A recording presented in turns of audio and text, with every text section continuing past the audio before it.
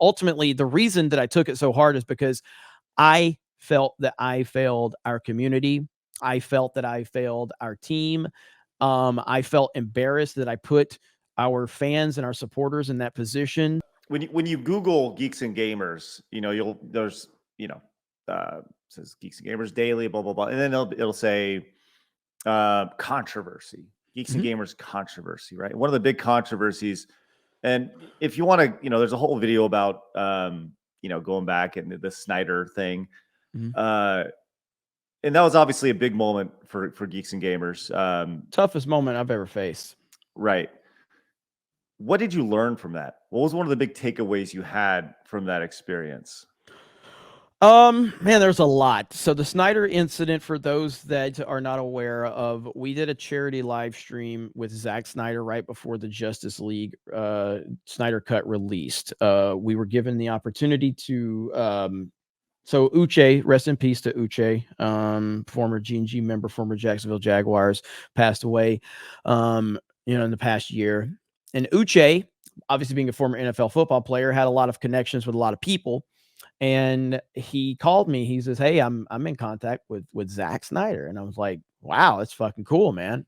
And yeah, I was never really the biggest fan of Zack Snyder or his movies, but I thought this was cool for him. And there were other people in the team that were really big fans of Snyder. And so he's like, I'm going to talk to him, see if he wants to do something, and I'm going to bring G&G into it. And I was like, "Yeah, man. Like, if you talk to him, that's cool. You let me know how it goes, yada, yada, yada."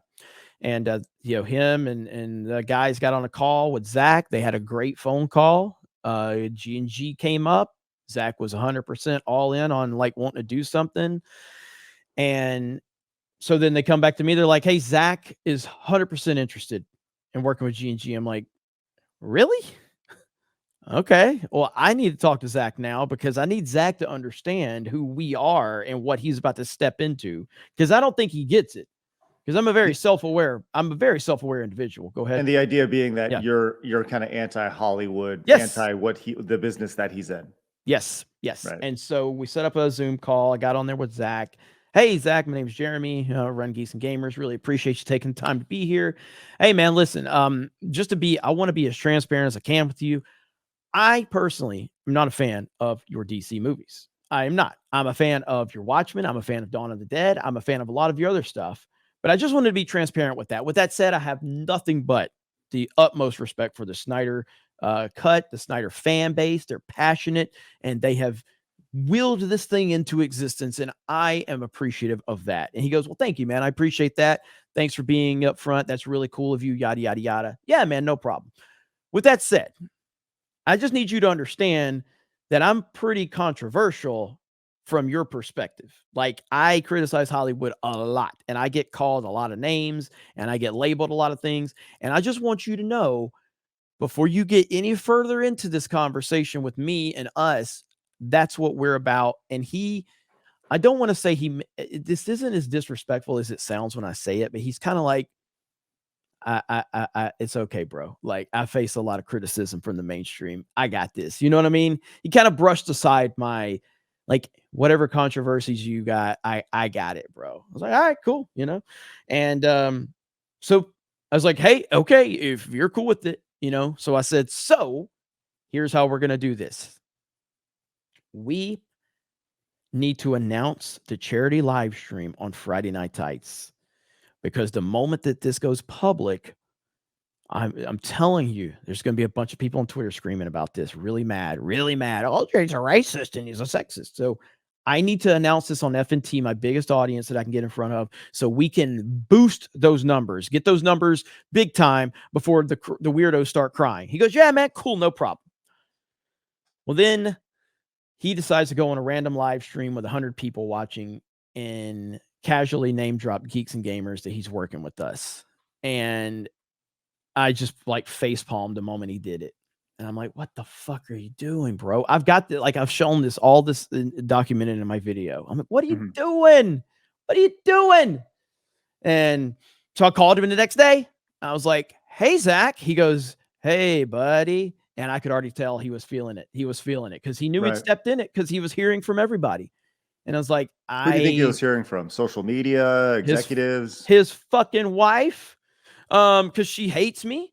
But I'll get into that in a minute. But yeah, so social media was the kind of the initial element of that the backlash was happening, and then apparently Warner Brothers was chirping in his ear, and so he's like, "Yeah, I didn't realize it was going to be like that." I'm like, "I fucking told you, bro. I fucking told you this is what happens if you get involved with me." And I didn't even want to do this, but you said you were cool with it. And um so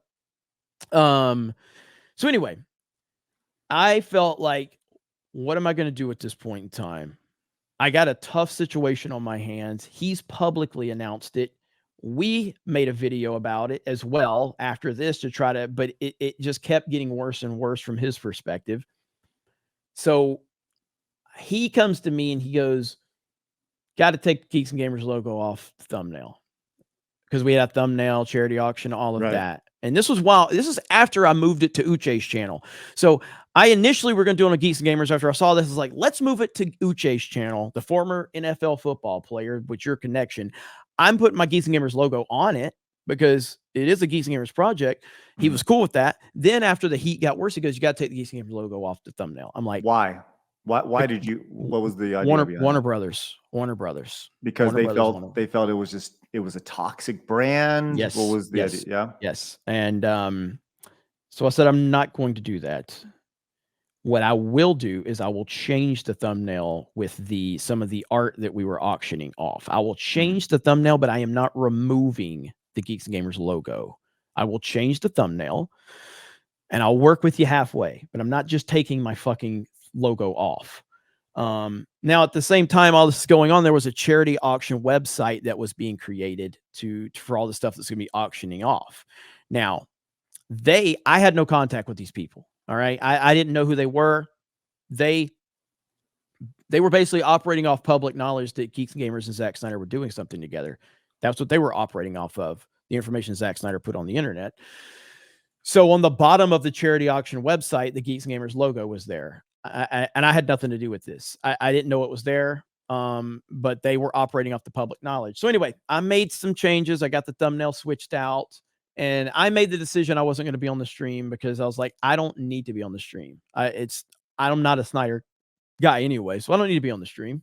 It's all good.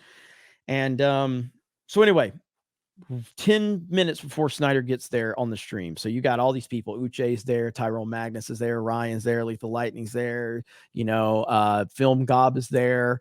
And my point was, like, we were trying to get as many Snyder people there as possible. You know what I mean? Like, to celebrate the Snyder Cut, because this was all about celebrating the Snyder Cut, a fan movement.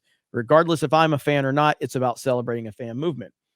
About 10 minutes before Snyder's supposed to come on, we had already raised like $50,000 at this point. We were blown through everything. $50,000, $60,000 was raised. The chat, and this is before Snyder even got there. It was jumping, man. It was hyped. And all of a sudden, Uche's texts me. He goes, "Hey, Snyder's pissed." He says, "He can't come on because there's a logo. The Geeks and Gamers logo's on the bottom of the fucking charity auction website or something like that." I'm like, "What the? I don't know anything about that." I was like, so get him to remove it, Uche. So, because Uche was working with them. So as soon as they got that removed, Snyder comes into the stream. Everybody's seen it 1,000 times. He comes onto the stream. Everybody's happy. Zack's here. Yeah. Hey, before we get started, I just want to let everybody know we're not affiliated with Geeks and Gamers. Yada, yada, yada. We also stand against hate and all this stupid shit. And you just saw the whole chat, the whole demeanor of everything changed. Donations came to a screeching halt. Everybody's like, "We love G&G. We love G&G." What? No, this. I remember my gut just dropping at that point in time, man. The idea, the idea being that Geeks and Gamers is linked to hate. Right? Yes, that was the implication by Snyder. It was the implication based on his sloppy way of talking. And if you've ever listened to Zack Snyder talk, he's not a very well-spoken person. He's kind of aloof and all over the place. If you listen back, Snyder was he basically made 2 sentences sound like they were connected when in reality he was just trying to get both of them out. He was forced to say we're not affiliated with Geeks and Gamers. And if you listen to the whole We Stand Against Hate, because this is right around the time that those murders were happening in Atlanta with the massage parlors and all that shit. I don't know if you remember that. And so if you go back to like Kevin Smith made that same statement when he did a host for the Snyder Cut. He like, oh, we stand against hate, yada yada yada. But Snyder's sloppy way of talking, he made it sound like they were together. It sounded terrible. That it just sounds like the most bullshit thing to say. The idea of like why do you need to say, well, we stand against hate? Like, is anybody gonna come and be like, well, we endorse hate? I Like, know. it's So like, dumb. It's so it's dumb. lazy. It really so is dumb. I know. It's ridiculous. So And- so he comes on, the mood, all the inspiration, everyone's happy. It falls flat after he says this stuff. What's the reaction? The next, I obviously you made a video about it, and I encourage everybody to go watch that. But like going back to the original question, what did you learn from that? What was your like biggest takeaway from that whole experience? A lot. Never trust Hollywood is one. Not that I ever did, but that's definitely one. And I always listen to my gut. So my gut told me that we shouldn't do the Snyder thing, even when the opportunity presented itself, because it just felt like a mixture of two things that shouldn't be mixed. Even though our intentions were good, and even though we were doing it for the fan movement, Snyder is from that world. And that's a world that I don't want to be from, and I don't want to intertwine in that world. But I took an opportunity that I thought would give us a chance to maybe just do something cool for a fan movement, and it still backfired, and ultimately it sucked. But another thing I learned from it was, again, it's like anything else in life. It's not specific to me. It's not specific to anything. You find out who your friends are. You know what I mean? You find out who your friends are. And I got a lot of calls from a lot of people, like me and Star Wars Theory talk, but we don't talk like every fucking day. We talk once in a blue moon occasionally. Theory calls me that night. Hey, bro, I just saw what happened. I'm so sorry. What do you need? You need anything? You need anything at all? Hey, man, thank you so much. Quartering calls me, obviously Gary, the normal people that you would expect to call me. But there were other people that just saw an opportunity to make content out of it.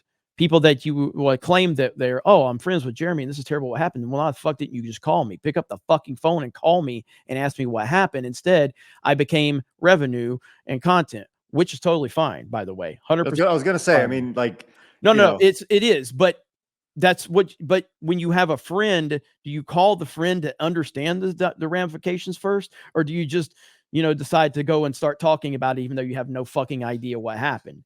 right. And so you find out who your friends are. That's essentially what I learned from it the most. And that's a good lesson to learn. It always is. And so it bothered me for the longest, just overall the Snyder stuff. It bothered me, but it ultimately was a great thing that happened to us and a great lesson learned.